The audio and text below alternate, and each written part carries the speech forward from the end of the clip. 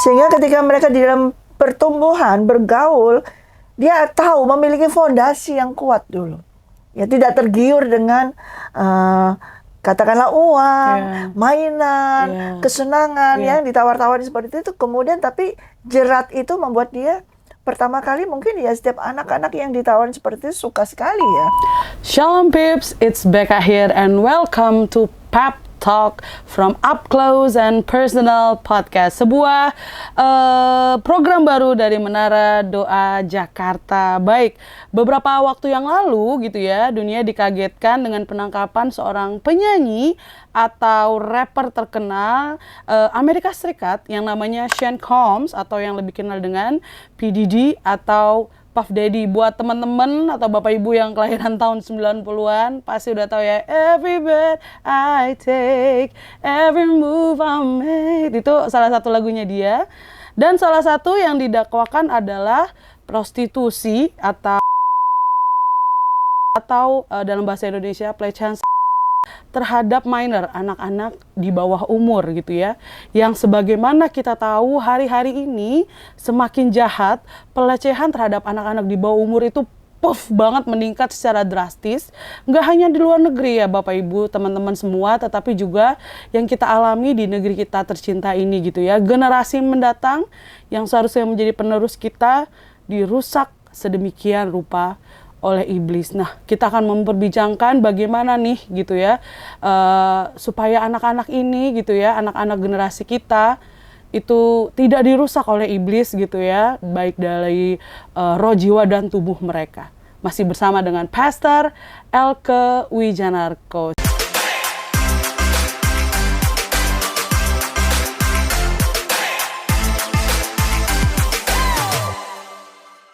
Shalom Ibu. Shalom Becca, ketemu lagi. Iya. Hari ini nggak ringan juga sih, mau dibilang ringan ya enggak gitu ya. Ya kalau Ibu tahu gitu ya, di dunia jagat raya, bukan jagat raya, jagat maya gitu Jagat ya. maya. Sangat sedang hot-hotnya nih ya cerita tentang penangkapan dari rapper terkenal di Amerika sana gitu ya. Di Amerika nyampe ke sini ceritanya yang namanya P. Diddy gitu ya. Dia itu pemilik record gitu ya, banyak artis recording, banyak artis-artis terkenal yang kita tahu sekarang itu ada di bawah naungannya dia gitu. That's why dia jadi orang kaya raya gitu ya. Tetapi dia memakai kekuasaan dan uangnya itu untuk hal yang tidak baik ya Bu ya, seperti kita tahu gitu ya. Dan salah satunya adalah pelecehan gitu ya, buat anak-anak yang ada di bawah umur gitu ya. Makin kesini tuh kalau aku perhatiin ya Bu ya, iblis itu makin gencar untuk merusak generasi gitu ya Bu ya. Instead of melahirkan keturunan-keturunan ilahi yang Tuhan tetapkan, tetapi malah keturunan ini dirusak ya Bu ya. Banyak sekali kejadian pelecehan kepada anak-anak yang saya lihat gitu ya, saya ini dan itu sangat-sangat miris sekali gitu ya, sedih banget bacanya. Nah kita sebagai orang dewasa gitu ya Bu ya, bagaimana nih Bu kita bisa melindungi anak-anak kita atau generasi-generasi yang ada di bawah kita nih Bu, supaya nggak kejadian gitu. Betul ya. Ya satu-satunya jalan adalah pengenalan akan Tuhan ya Becca. Jadi kalau the lack of knowledge of God itu people perish ya. Jadi dengan kurangnya pengenalan akan Tuhan itu membuat umat manusia itu binasa. Binasa karena apa? Karena kurang mengenal, tidak memiliki pengenalan akan Tuhan. Allah Bapa yang sesungguhnya, yang benar-benar, satu-satunya Allah, itu membuat orang gampang diombang-ambingkan. Ya. Dengan ombang-ambing dari mana? Dari iblis tentunya. Ya. Nah ini hal-hal ini pasti memang kerjaannya iblis ya, supaya manusia ini semakin hari semakin menjauh dari Tuhan, bukan hanya menjauh tapi menjadi miliknya dia, kembali dimiliki oleh dia lagi, yang mana 2000 tahun yang lalu Allah Bapa sudah mengutus anaknya untuk mati di kayu salib untuk menebus kembali umat manusia yang percaya dari milik iblis menjadi milik Bapa ya.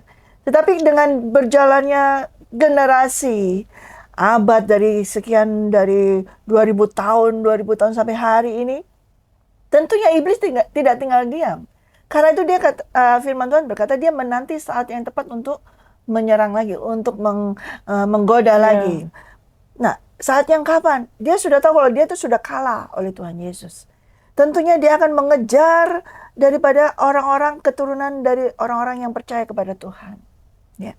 Nah, ini kembali lagi sebagai orang tua, tetap sebagai orang tua harus memberikan pengenalan firman Tuhan, Tuhan Allah Bapa yang sesungguhnya, Juru Selamat Tuhan Yesus Kristus, satu-satunya Allah yang benar itu kepada setiap anak-anaknya. Ya. Sehingga ketika mereka di dalam pertumbuhan, bergaul, dia tahu memiliki fondasi yang kuat dulu. Ya, tidak tergiur dengan katakanlah uang, mainan, kesenangan yang ditawar-tawar seperti itu. Kemudian tapi jerat itu membuat dia pertama kali mungkin ya setiap anak-anak yang ditawarin seperti itu suka sekali ya. Pasti tidak langsung diambil, dipaksa seperti itu. Pasti ada caranya untuk membujuk si anak itu pasti. Nah, ini kalau anak-anak yang sudah betul-betul tertanam di dalam kasih Bapa, kasih Tuhan Yesus Kristus yang dalam, tentunya dia tidak mudah. Ada Roh Kudus ya yang akan terus bergaul dan berdoa. Dan saya percaya Tuhan akan menjaga mereka. Tetapi ini dasarnya adalah pengenalan akan Tuhan terlebih dahulu. Berarti memang orang tua itu dibutuhkan ya Bu, untuk yang pertama sebelum kamu punya anak, kamu harus terlebih dahulu mengenal Tuhan dengan benar. Jadi ketika nanti punya anak, kita bisa meneruskannya itu kepada anak kita gitu ya Bu. Demikianlah firman Tuhan berkata demikian, supaya kita terus menerus mengajarkan kepada setiap keturunan-keturunan firman Tuhan, perintah Tuhan diturun-turunkan terus. Kalau orang tua ini tidak memiliki pengenalan akan Tuhan, ya tentunya tidak akan mengajarkan hal tersebut kan, nggak mungkin. Nah, otomatis kalau dia hanya mengajarkan tentang kamu harus kerja, kamu harus cari duit, kamu harus ini untuk sekolahmu, untuk ini, untuk ini. Tentunya anak ini tidak dibawa ke dalam kasih Allah Bapa yang sesungguhnya.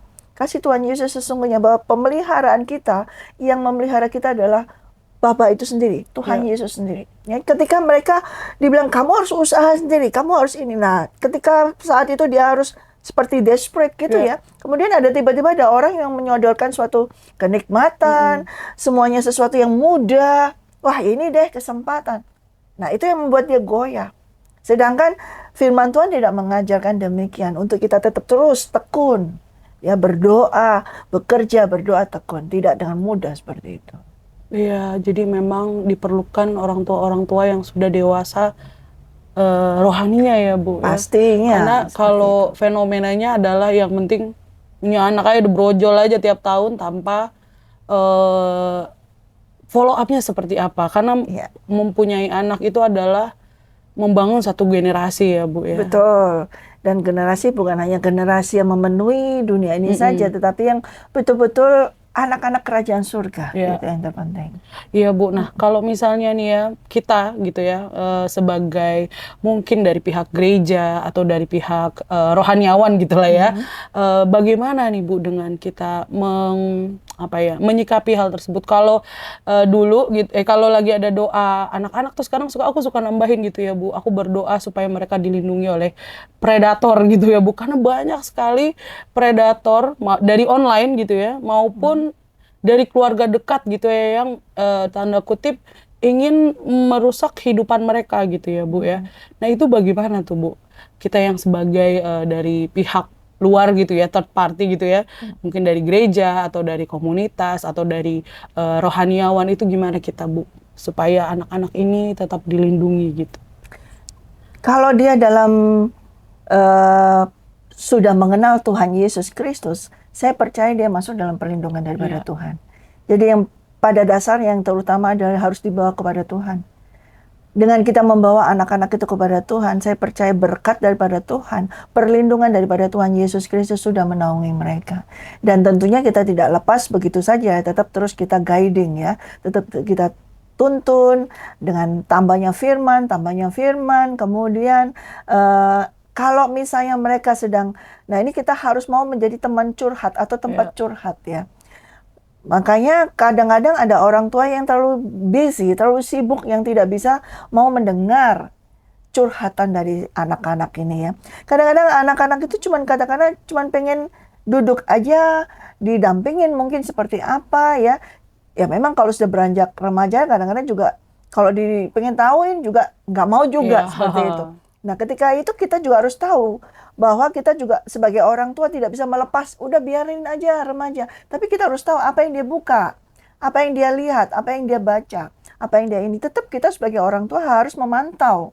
Dan kalau itu tidak benar, kita harus bisa berani juga cut, tidak boleh melakukan itu. Harus ada tindakan tegas, kedisiplinan ini penting.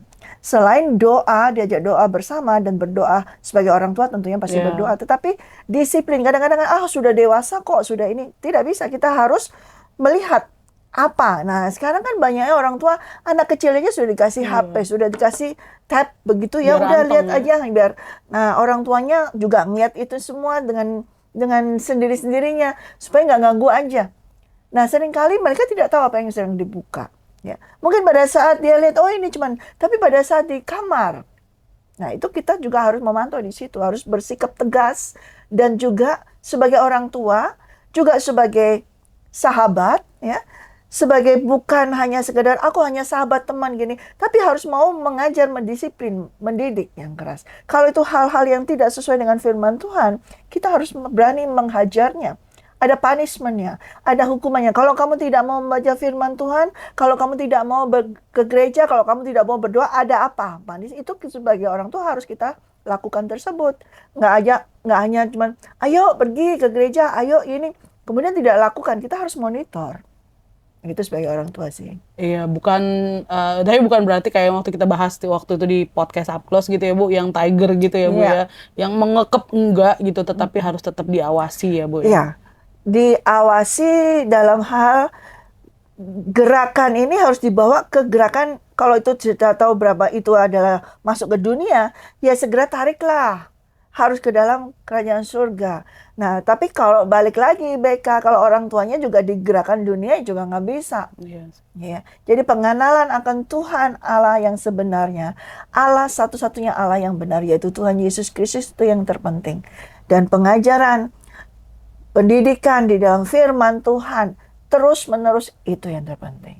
Iya benar, aku ingat waktu masih kecil gitu ya, tiap hari kita pasti baca Alkitab ya Bu ya. Adik-adik waktu masih kecil-kecil gitu ya, diajarkan firman Tuhan oleh orang tua gitu ya, walaupun single mother gitu ibu aku, tapi dia tetap ngajarin tentang firman Tuhan, baca Alkitab, dan ya dari situlah ya puji Tuhan gitu ya, pergaulan tidak yang bagaimana-bagaimana gitu. Nah ini gimana nih Bu, kalau ada yang namanya sudah mengalami lah istilahnya, anaknya sudah mengalami pelecehan dan lain sebagainya, lalu akan ada PTSD atau dalam bahasa Indonesia itu gangguan stres pasca trauma gitu ya, yang ditandai dengan kegagalan untuk pulih setelah mengalami atau menyaksikan peristiwa yang mengerikan. Nah itu kita harus gimana Bu? Kalau dari segi kedokteran mungkin harus datang ke psikolog, psikiater dan sebagainya. Tetapi kalau kita yang dari pihak gereja atau pihak rohani gitu ya, rohaniawan, itu kita harus bagaimana ketika kita menghadapi ada jemaat atau anggota komunitas kita yang mengalami yang namanya PTSD ini Bu? Tentunya saya sebagai hamba Tuhan dan di Menara Doa Jakarta sangat terbuka sekali untuk membimbing. Bukan, memang dalam bimbingan ini untuk pemulihan ini tidak bisa cuma sekali pertemuan. Itu harus ada bimbingan terus, dan bukan hanya sekedar kita membalut lukanya, itu hanya itu bagian dari Tuhan, tetapi kita harus menyediakan sarana selanjutnya, yaitu apa? Terus harus dalam pengenalan terus, harus dijaga terus, masuk dalam hadirat Tuhan, masuk ini supaya mereka tahu bahwa mereka ini diterima terlebih dahulu. Karena penerimaan ini yang terpenting. Ketika seorang anak mengalami hal tersebut, dalam hatinya itu ada penolakan. Ya, dia sudah merasa ditolak dan dihina. Penghinaan itu bagi dia sangat menusuk sekali. Nah, kita ini harus sebagai orang yang menghargai, menghormati bahwa sekalipun mereka mengalami hal tersebut, mereka adalah ciptaan daripada Tuhan Yesus Kristus. Dan bagaimana Tuhan Yesus melihat kepada anak tersebut, kita juga harus melihatnya seperti itu. Tuhan melihatnya dengan kasih, kita juga harus dengan kasih. Nah, penanganannya harus dengan kasih, bukan hanya dengan psikolog, bukan hanya dengan itu, tapi kasih daripada Bapa Surgawi ini yang penting. Kasih yang sempurna, yaitu di dalam kasih yang sempurna tidak ada ketakutan. Nah, anak-anak yang mengalami itu suka sekali ketakut. Ya. Tapi karena mereka takut, kamu dekat sama saya ada tujuan apa nih? Ya, tapi kalau kita dasar dari pengenalan akan firman Tuhan dan kita memiliki kasih dari Bapa itu sendiri, ketika kita mengulurkan tangan, ketika kita mengasihi seseorang, tentunya dengan tulus hati dari Bapa. Dan itu mereka akan menerimanya. Nah, ini penting sekali. Ada juga banyak sekarang yang melakukan hal tersebut tapi tidak tulus, sehingga membuat mereka juga tidak mau melepaskan semuanya. Akhirnya bertambah parah lagi. Nah, ini memang harus betul-betul tempat atau hamba Tuhan yang betul-betul menerima pengurapan daripada Tuhan. Ya, sehingga betul-betul harus bisa menerima apa adanya, tapi bukan dibiarin begitu. Tapi kita sebagai hamba Tuhan, sebagai hamba Tuhan yang akan membawa orang yang keluar dari lumpur, harus ngalami dulu. Saya pernah ngalami jatuh dalam lumpur. Dan yang membawa keluar hanya Tuhan Yesus Kristus. Dan saya mengalami kasih yang luar biasa. Nah, itu baru bisa melihat, memandang orang yang sedang alami seperti itu. Kalau hamba Tuhan yang tidak pernah dalam hal seperti itu, tentunya tidak akan bisa menerima hal tersebut. Dan akhirnya, walaupun mulutnya berkata manis, ini firman, tapi anak itu bisa merasakan spiritnya, ini ada penolakan. Tentunya dia tidak bisa open semuanya. Iya, kadang ya itu dia ya, banyak yang males gitu ya Bu ya. Kalau gue datang nih misalnya ke hamba Tuhan atau apa, cuman ya kita doakan. Padahal kan banyak ya Bu yang harus dilakukan. Yang tadi Ibu bilang gak cuma sekali pertemuan, curhat sekali gitu ya, ngobrol lalala gitu, lalu pulih, tidak gitu ya Bu. Tidak akan bisa, hal tersebut tidak akan bisa. Karena itu merupakan proses ya. Suatu luka yang lama, luka yang sakit mendalam itu harus kita bawa, hanya Tuhan Yesus Kristus yang bisa menyembuhkannya. Dan bukan kita. Ya, kita tidak akan bisa menyembuhkannya, hanya Tuhan Yesus Kristus. Oleh karena itu kita harus bawa mereka kepada Tuhan Yesus. Dan kembali kita kenalkan kepada kasih Kristus. Amin. Ya, buat teman-teman atau yang menyaksikan dari Pep Talks pada episode perdana hari ini gitu ya, mengalami mungkin di masa kecil atau masa lalunya hal-hal yang menyakitkan gitu ya, yang nggak bisa diceritain ke siapapun dan nggak tahu harus gimana, teman-teman, kami di sini Menara Doa Jakarta membuka pintu, welcome banget gitu ya buat teman-teman yang untuk datang ke tempat ini bersama-sama. Tadi seperti yang Ibu bilang, tidak bisa sekali ketemu lalala didoakan lalu sembuh, itu butuh proses dan bersama dengan Roh Kudus saya percaya ya Bu ya, itu bisa dipulihkan gitu ya. Kasih Kristus itu yang akan memulihkan. Amin gitu. Dan saya juga pernah mengalami hal-hal yang seperti itu dan puji Tuhan dipulihkan gitu ya. Walaupun prosesnya panjang, tetapi pemulihan Tuhan itu tetap ada ya Bu ya. Ya, waktu BK dulu cerita ya kepada saya, dan puji Tuhan itu Tuhan Yesus yang sudah mempersiapkan semuanya, Roh Kudus. Nah, walaupun kayaknya kamu tidak ada niatan, tidak ada mau untuk keluar, tapi itu karena Tuhan mengasihimu. Iya, betul. Dan ingatlah, siapapun engkau di sana, di luar sana, usia berapapun, kalau engkau mengalami hal yang tadi kita bahas, satu orang yang mencintaimu, mengasihimu dengan sungguh-sungguh, yaitu Tuhan Yesus Kristus. Jangan lupakan hal itu. Dan engkau harus bertemu kembali dengannya. Bertemu, berjumpa dengan Tuhan Yesus, mengalami kembali kasih Tuhan Yesus, kasih yang sempurna.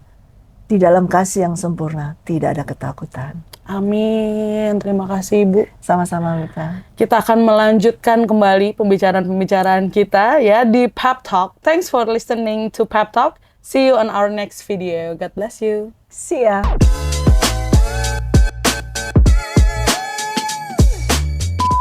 Shalom Babes, it's Becca here. Welcome to Pep Talk from from Up Close and Personal Pod. Kita akan membicarakan hal ini bersama dengan Pastor